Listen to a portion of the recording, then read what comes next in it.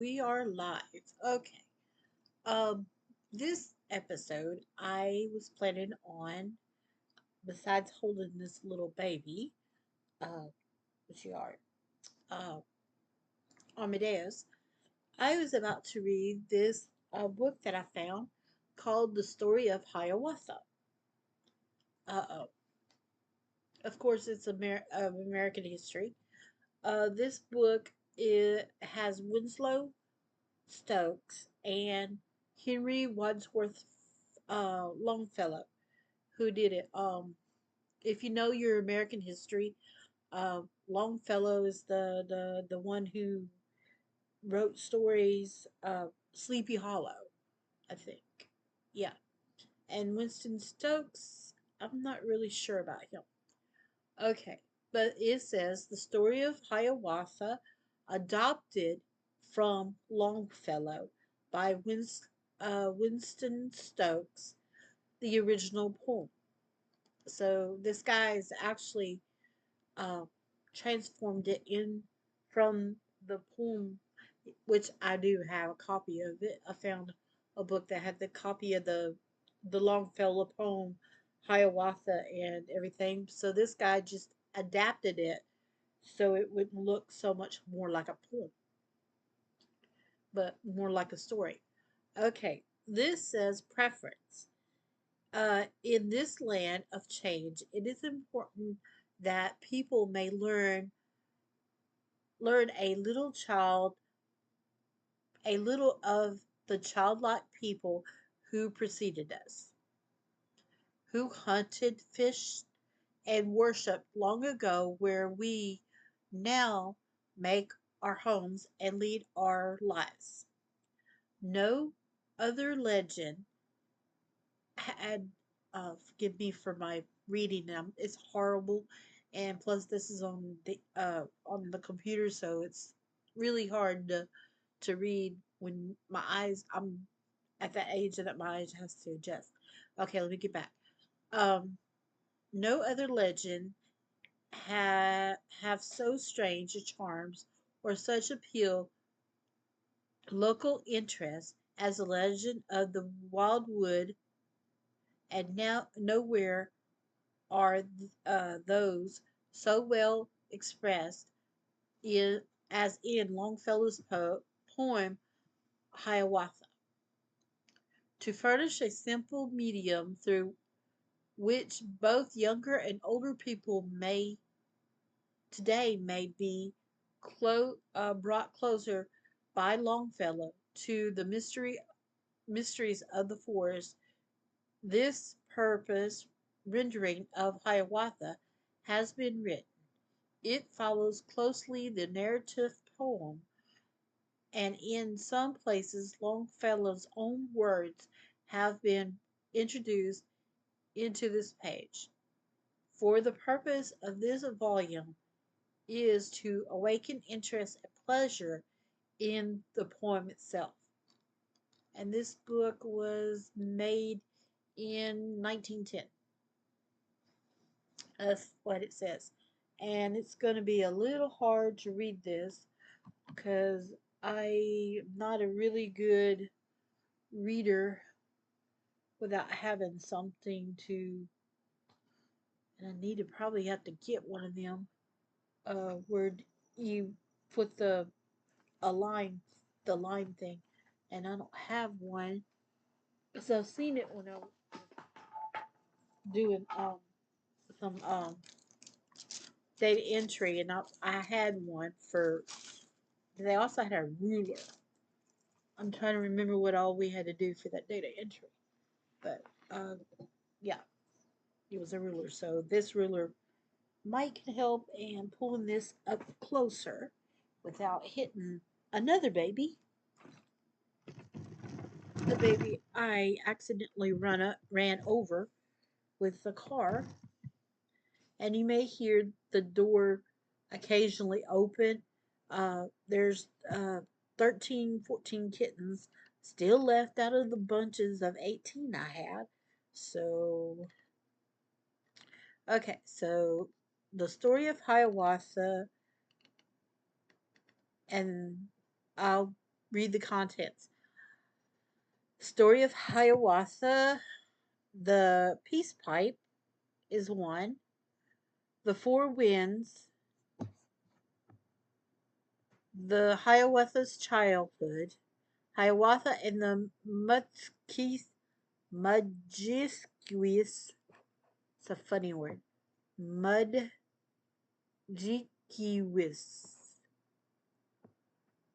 It's a funny word, so forgive me for messing up these funny words, but doing the best I can. Okay, Hiawatha and the Muskiwis, Hiawatha fasting, Hiawatha's friends, Hiawatha selling, Hiawatha fishing, Hiawatha and the pearl feather, Hiawatha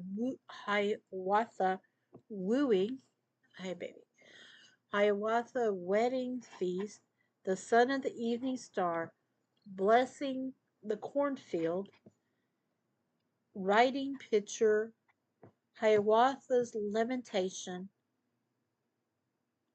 Pupuk Kiwis, Kiwis, that's it, Kiwis, Pupuk Kiwis, the hunting of Pupuk Kiwis, the death of, oh, funny name, Kwaz, Quaznid, Quazin, Quazin, yeah, I'm going to say Quazin, the ghost, the famine, the white man's foot, and Hiawatha's departure. Um, and then, of course, this book has illustrations, but this version that I have does not have the illustrations. Um, it's just all text. This version that I got off the internet. Um, and the book, the way they did. Okay, so now we go ahead and go into the story of Hiawatha, the peace pipe, the peace pipe. And it says, long ago, when our cities were pleasant woodlands, and the white man was far beyond the seas, the great Mantino, Manito, god of all the Indians, descended to earth. From the red crags of the great red pipestone quarry, he gazed upon the land that he ruled, and the silver rivers gushing from his footsteps, and turning to gold as they met the morning sun. The great Bensido stooped to gather some red stones from the quarry, and molded it in giant fingers into a large bowl, peace pipe bowl. He plucked the reeds from the river banks for the pipe stem, filled the pipe with the bark of a willow, breathing upon the forest until the great boughs chafed together into flame, and thereupon and alone upon the mountains he smoked the peace pipe.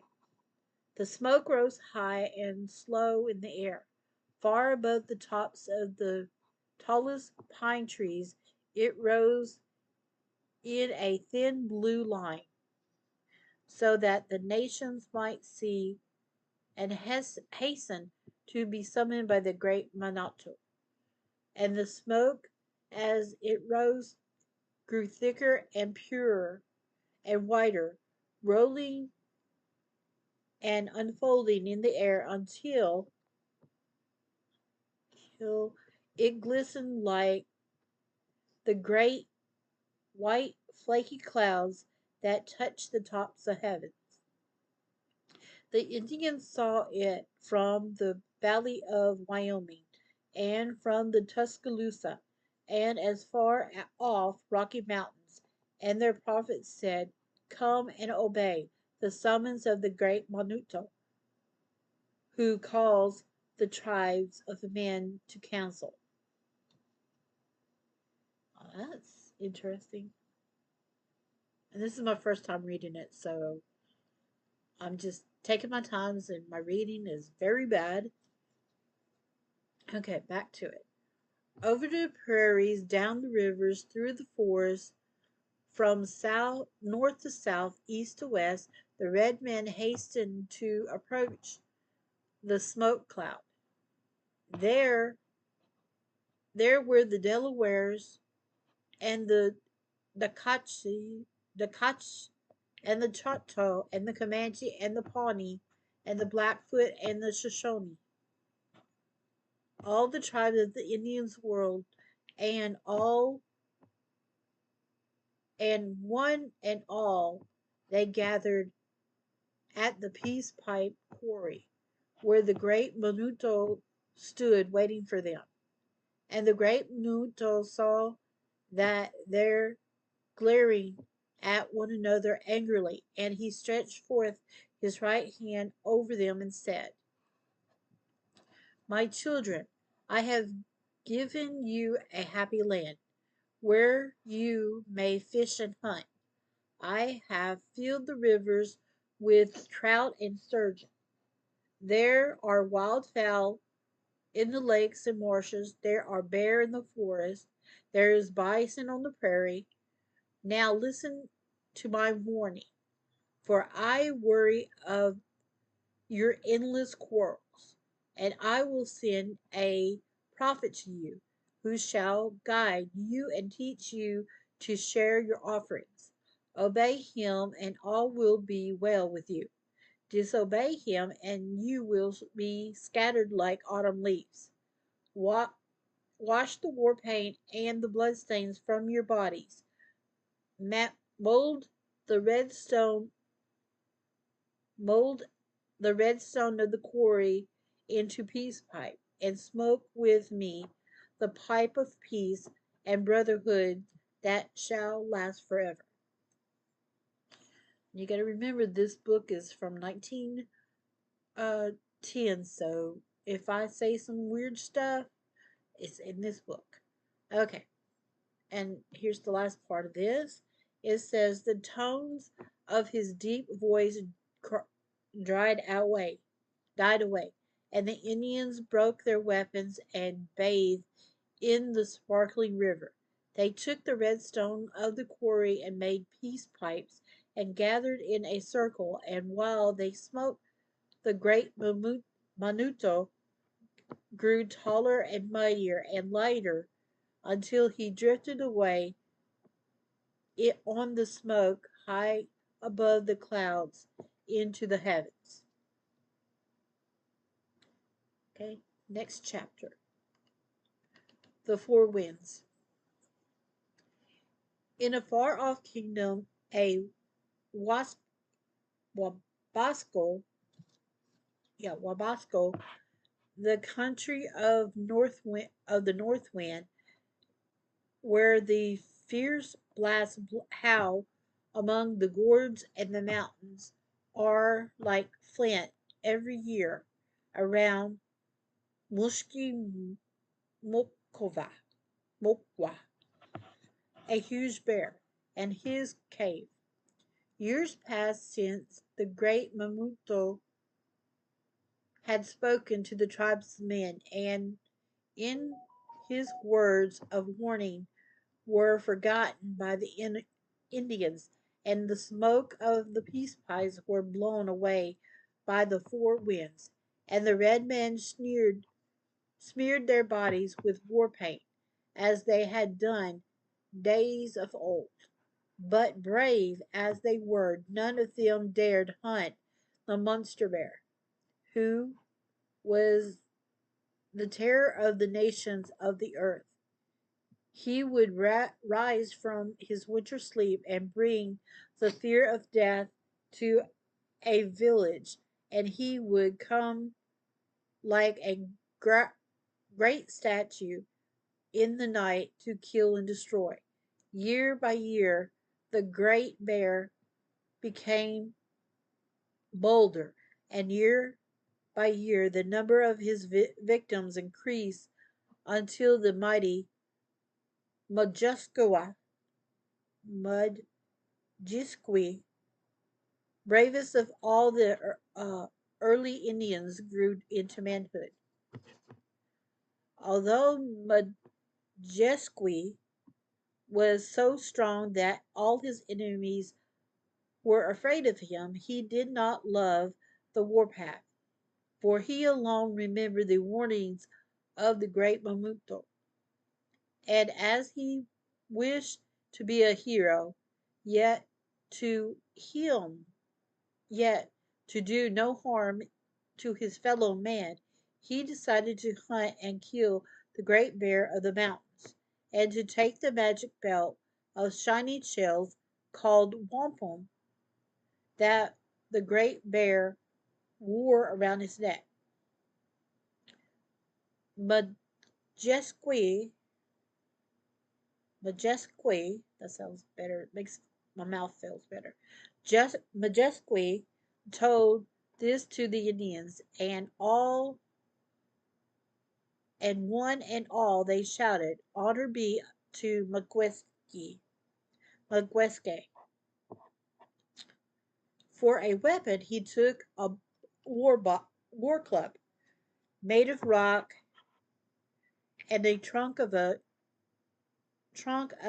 tough young pine, and all alone he went up to the Northland to the home of the Mishki Many days he hunted, and bear.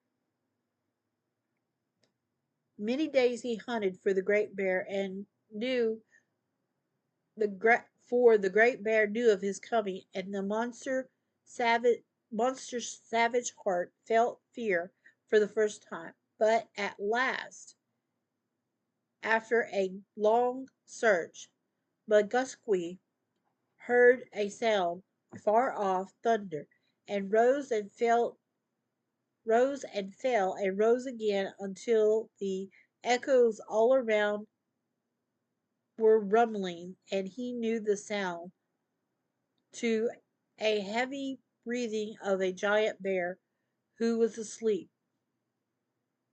Softly, Magusqui stole upon him. The great bear was spawned into a mountain. Sprawled. The great bear was sprawled upon a mountain, so large that his forequarters rose above the tallest boulder, and on his rough and wrinkly hide a pelt of wampum shone like a string of jewels. Still he slept, and Magosque, almost frightened by how long the red and the mighty arms and forepaws of the monsters, drew the shiny wampum softly over his closed eyes and over the grim muzzle of the bear, whose heavily breathing was hot upon his hand. Then Mudgasque gripped the club and swung it above his head and shouted a war cry in a terrible voice and struck the great bear on the forehead a blow that would have a rock split on the rocks on which the monster slept. The great bear rose and staggered forward, but his senses reeled and his legs trembled beneath him. Stunned, he sat down on his haunches, and from his mighty chest and throat came a little whimper like a cry of a crying woman. Magusqui laughed at the great bear and raised his war club again and broke the bear's skull as ice is broken in winter.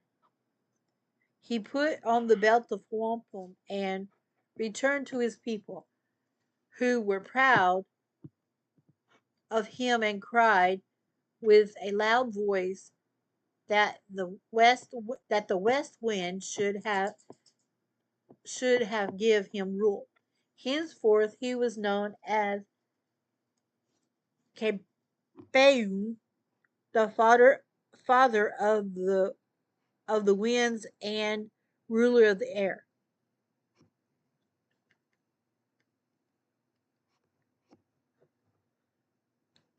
Uh, Kebeun had three sons, who to whom he gave the three remaining winds of heaven. To Waban he gave the steady east wind, fresh and damp with the air of the ocean, and to lazy Shawadasi, Shawadansi, Shawadansi he gave the scented breezes of the south, and to the cruel, oh, it's a funny word, K. Bibionica, K. Bibona, Kibibonica, he gave the icy gusts and the storm blasts of the northland. Waban, the young and beautiful, ruled the morning and would fly from hill to hill and plain to plain, acknowledging the world. When he came, he drew. Sorry, my eyes are jumping around. When he came with the dew of early dawn upon his shoulders, the wildfowl would splash amidst the marshes and lakes and rivers, wriggling into life. The squirrels would begin to chatter in the treetops. The moose would crush through the thicket, and the smoke would rise from the thousand wigwams. And yet, almost and yet, although the birds never sang so gaily as when Woban was in the air, and the flowers never smelt so sweet, when Woban drew upon their petals, he was not happy, for he lived alone in heaven. But one morning, when he sprang from a cloud bank where he had laid through the night, when he was passed over yet unawakened village, Woban saw a maiden plucking rushes from the bank of the river, and as he passed above her, he looked upon her eyes as blue as two blue lakes. Every morning she waited for him by the river, and Waban loved the beautiful maiden. So he came down to earth and wooed her, wrapping her in his robe of crimson till he changed her into a star and he bore her high into the heavens. There they were there they may be seen to get all together, Waven and the pure bright star he loved at the morning star, the star of the morning. Okay, interesting. So that's interesting. Okay, and then we go to the next. It says, his brother, the fierce, cruel Kiba Kibonoki Kimonoka, lived among the eternal ice caves and the snowdrifts of the north. He would whisk away the leaves of autumn and send the sleet through the naked forest. He would drive wildfowl swiftly to the south and rushed through the woods after them, roaring and rattling the branches. He would bind the lakes and rivers in the keenest, hardest ice and make them hum and sing beneath him as he whirled along beneath the stars. He would chase great floes of icebergs to creak and groan and grind together in agony of cold. Once upon Kibonoka was rushing southward after he departed the wildfowl. After departing wildfowl, when he saw a figure of a frozen moorland, it was Shanglebus, the diver. Shangle, Shinglebus, Shinglebus, the diver, who he who had stayed in the country of the north wind long after his tribe gone away. And Shinglebus was making ready to pass the winter there in spite of Kibos, Ki, Kebonica and his gusty anger. He was dragging strings of fish to his winter lodge, enough to last him until spring should set the rivers free from the flow of air more with fowl and waters of returning salmon. What Shinglebus cared, what Shinglebus cared for the anger of uh, Kibonica. He had 4 great logs to burn as firewood, one for each moon of the winter. He stretched himself before the blazing fire and ate and laughed and sang as merry as if the sun had warmed and bright was warm as the sun were warm and bright without his cheery wigwam. His chair, his cheery wigwam. Ho! Cried Kibonica. I will rush upon you. I will shake your lodge to pieces. I will shatter his bright fire and drive him from far to the south.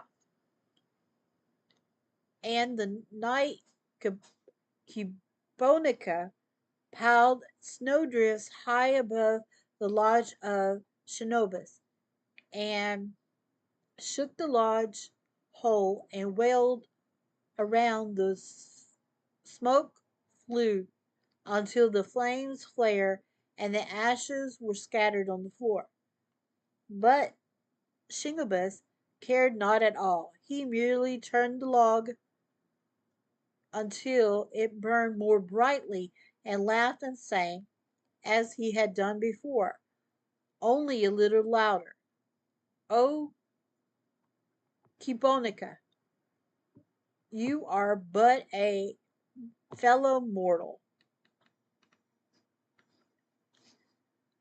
I will freeze him with my bitter breath, roared Kinopaka. You will turn him into the I will turn him into a block of ice. And he burst into the lodge of Shingbus, Shing, Shingbus, Shingbus.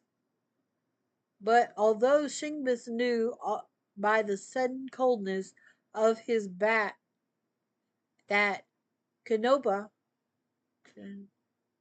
Kebonica stood beside him, he did not even turn his head, but blew upon the embers, struck the coals, and made the sparks flicker like a smoke flue, while he laughed and sang, and over again, O Canoba, Ca- Cabonica, you are but a mortal fellow.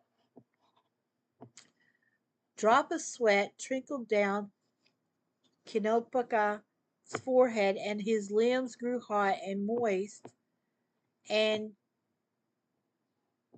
commenced to melt away. For from his snow sprinkled locks the water dripped as from the melted icicles of spring, and a stream rose from his shoulders, and he rushed from the lodge and howled upon the moorland, for he could not bear the heat of the mirth and the mercy laughter of the singing Canobus the diver. Come out and wrestle with me, said Canopika. Come and meet me face to face upon the moorland. And he stomped upon the ice and made it thicker. Beneath, breathed upon the snow and made it harder. Raged upon the frozen marsh against Shingubus, and the warm, furry fire, warm and merry fire that had driven him away.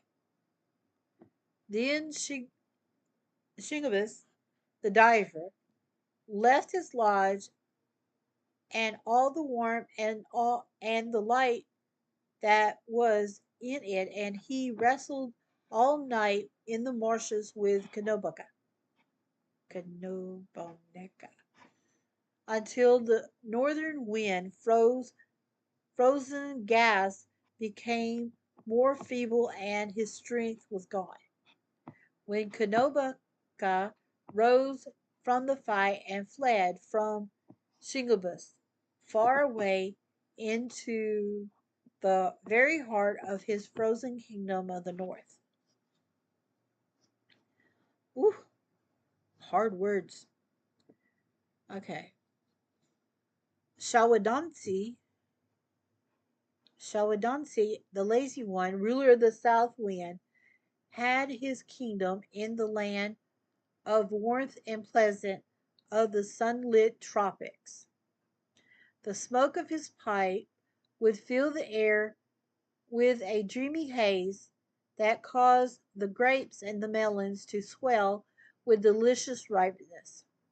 His breath upon the fields until they yield rich tobacco, he dropped off and dropped he dropped soft and starry blossoms at the meadow and filled the shadow wood with the singing of 100 different birds. How the wild rose and the shy arbutus and the lily, sweet and languid, love to idle, love the idle Shadawansi, Shawansi, Shaw, Shaw, Shawansi. How did the frost worry and laden earth would melt and mellow at his shiny touch. Happy Shawansi, in all his life, had a single sorrow, just one sleepy little sting of pain. He would see the maiden cladded in the purest green, with hair as yellow as the breast of the oriole, and she stood and nodded at him from the prairie towards the north. But Shawansi, although he loved the bright-haired maiden and longed for her until he filled the air with sighs of tenderness, was so lazy and listless that he never sought to win her love. Never did he rose Never did he ruse himself to tell her his passion, but he stayed far to the southland and mur- murmured half asleep among the palm trees as he dreamed of the bright maiden. One morning when he awoke and gazed as usual towards the north, he saw the beautiful golden-haired maiden had become as snow, as white as snow, and Shanansi cried out in sorrow, "Ah, my brother of the north, you have robbed me of my treasure. You have stolen my bright-haired maiden, and have wooed her with your stories of the Northland." And Shanansi wandered through the air, sighing of passion, until lo and behold, the maiden disappeared. Foolish Shanansi, it was no maiden that you longed for. It was a prairie dandelion, and you puffed her away forever with your useless sighing. Well, that's interesting. Talking about the dandelions. Okay, now we're in the third part. It says Hiawatha's childhood. Okay, let's see. Hiawatha's childhood. No doubt you would wonder what the stories of the four winds have to do with Hiawatha, and why he has not been spoken of before. But soon you will see that if you had to read these stories, you would not understand how the life of Hiawatha was different from that of any other Indian. And Hiawatha had been chosen by the great Manuto to be the leader of the red men, to share their troubles and to teach them. So, of course, there might be many things that took place before he was born that have been remembered when we think of him. In the full moon long ago, the beautiful Nokesis, no Nokemis, Nokomimis was swinging in a swing of grapevines and playing with her women, when one of them, who had always wished to do her harm, cut and swing cut the swing and let Nokomi, Nokomis fall to the earth. When she fell, she was so far and bright that she seemed to be a star flashing toward downward the air, and the Indians called out, "See the star dropping in the meadow." There on the meadow, among the blossom and the grasses, a daughter was born to Nokomis, and she called the daughter Winona. It's a funny way of spelling Winona, but that looks like Winona. Wenonah. Winona. And her daughter, who was born beneath the clear moon and the bright stars of heaven, grew into a maiden sweeter than the lilies of the prairie, and lovelier than the moonlit, and purer than the light of any star. Winona was so beautiful that the west wind, the mighty west wind, Majuskawe, Majus, Majuscus, came and whispered tenderly into her ear until she loved him. But the west wind did not love Winona long. He went away to his kingdom on the mountains, and after he had gone, Winona had a son who she called Hiawatha, the child of the west. But Winona was so sad because the west wind had deserted her that she died after Hiawatha was born, and the infant Hiawatha, without a father or mother, was taken to Noskomis wigwam, which stood and besides the broad and shiny lake called the Big Sea Water. The Big Sea Water. Ain't one of Lake Erie's salty? Okay, the Big Sea Water. Okay, there he lived and nursed by his grandmother Nokomis, Nokomis, who sang to him and rocked him in his cradle.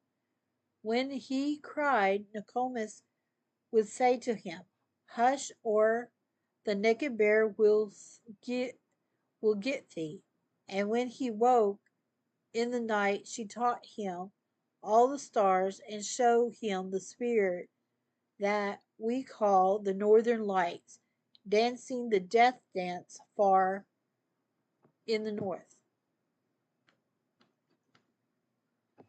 On summer evenings, little Hiawatha would hear the pine trees whisper to another and the water lapping in the lake, and he would see the fireflies twinkle at in the twilight, and he saw the moon and all the dark parts on it.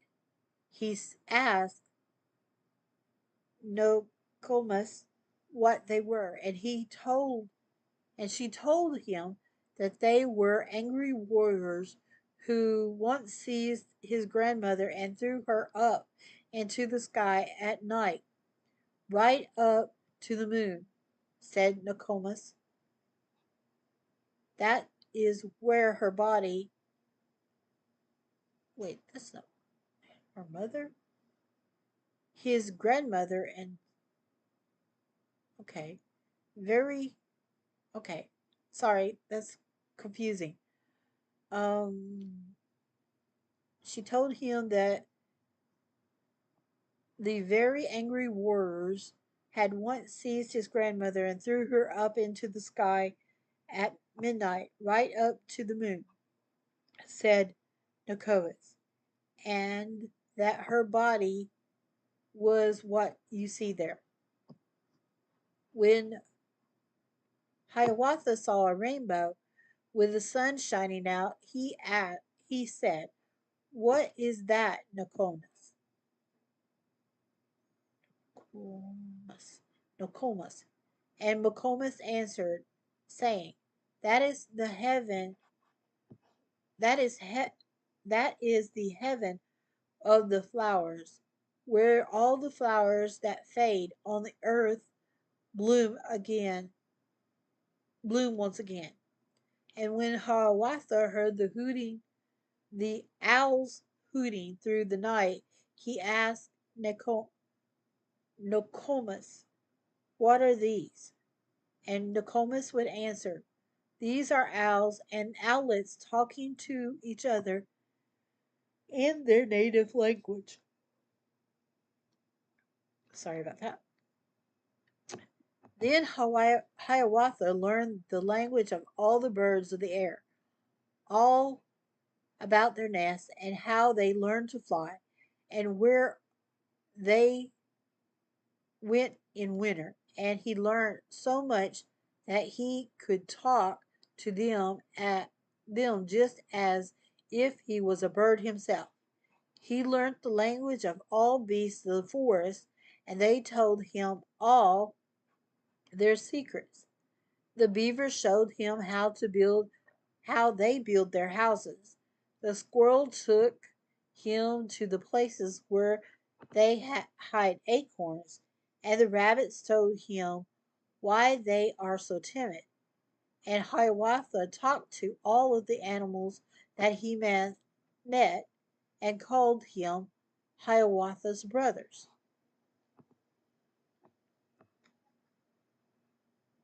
Nicom- Nicomas had a friend called Lagoo, the boaster, because he told so many stories that the great deeds that he had never done. And this logo, look, logo, logo, Lagoo, Lagoo, Lagoo once made a boat for Hiawatha and said to him, "Take the bow and go to the forest hunting. Kill a fine roebuck and bring us back his horns." So Hiawatha went into the forest all alone with his bow and arrows, and because he knew the language of the wild things, he could tell what all the birds and animals were saying to him. "Don't shoot us, Hiawatha," said the robins, and the squirrels scrambled in fright up the trunks of the trees, coughing and chattering. "Don't shoot us, Hiawatha." But but for once Hiawatha didn't care or even hear what the birds and bees were saying to him. At last he sa- at last he saw a track of a red deer, and followed them to the river banks, where he hid among the bushes and waited until two antlers rose above the thicket and a fine buck stepped into the path and snuffed the wind. Hi, Cusco. Wait, you Cusco? Yeah. Hey, Cusco. Come on, big boy. Okay. Okay. Okay. At last he saw the tracks of the red deer and followed them to the river bank, where he hid among the bushes and waited until the two antlers rose above the thicket and a fine buck stepped into the path and sniffed the wind. Hiawatha's heart beat quickly, and he rose on one knee and aimed his arrow.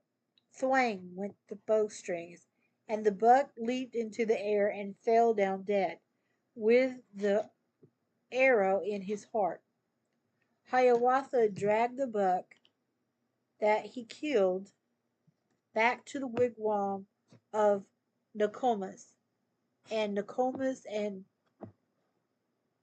Lagoo were much pleased. For the buckskin, they made a fine coat for Hiawatha. They hung up the antlers in the wigwam and invited everybody of the village uh, to a feast of deer flesh. And all the Indians came and feast and called Hiawatha Strongheart. Okay, I'm gonna stop since Cusco wants to be cuddled. So that's what I got for right now. You are listening to my blog. Don't know which one it is. I might take put it on both. I know one don't take it all and everything. But you are listening to Loretta Nash or Lord's blog. And let me do this, and I'll see you the next time.